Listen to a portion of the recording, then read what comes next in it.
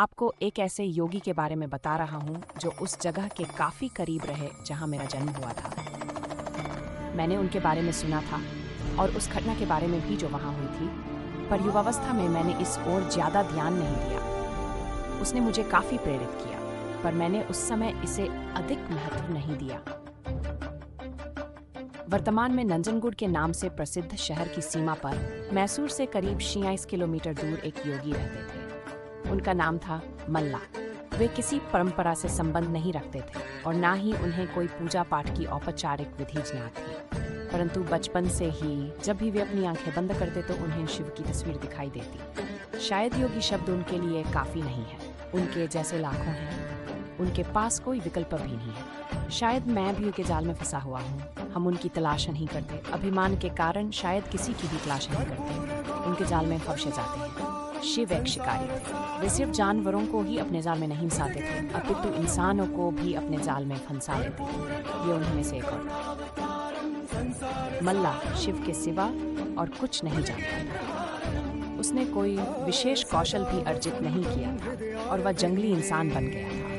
यह तो उसे कभी विचार ही नहीं आया कि किसी को भी रोककर उससे अपनी ज़रूरत के लिए कुछ भी छीन लेना गलत भी हो सकता है। तो वो ऐसा ही करता था और एक डाकू के रूप में प्रसिद्ध हो गया था। वह जंगल के उस रास्ते का नियमित डाकू बन गया जिसे लोग सामान्य तौर पर इस्तेमाल करते थे। वह रास्ता जहाँ वो राहदारी वसूलता था, उस जगह का नाम पड़ा कल्लान मुलाई, जिसका मतलब है चोर का कोना।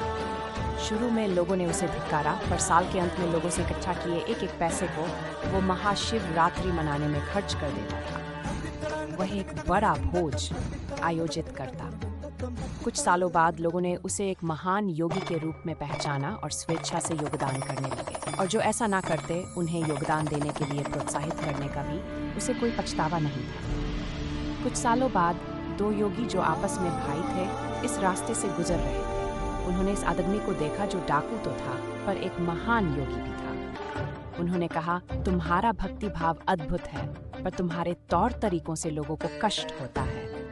उसने कहा, मैं ये शिव के लिए करता हूँ, इसमें दिक्कत क्या है? उन्होंने समझाया, अपने साथ अलग ले गए और कुछ पद्धतियों से गुजारा और उस स्थान का नाम कल्लान मुलाई से बदलकर मल्लान मुलाई रख दिया। आज भी ये स्थान मल्लान मुलाई के नाम से ही जाना जाता है। और जो महाशिवरात्रि वो मनाते थे वो आज एक विशाल संस्थान के रूप में विकसित हो गया है।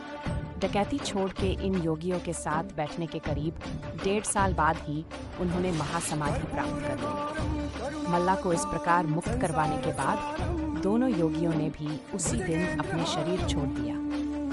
कबिनी नदी के किनारे इन लोगों के लिए एक खूबसूरत तीर्थस्थान निर्मित है, जिसे आज भी मल्लान मुलाई के नाम से जाना जाता है।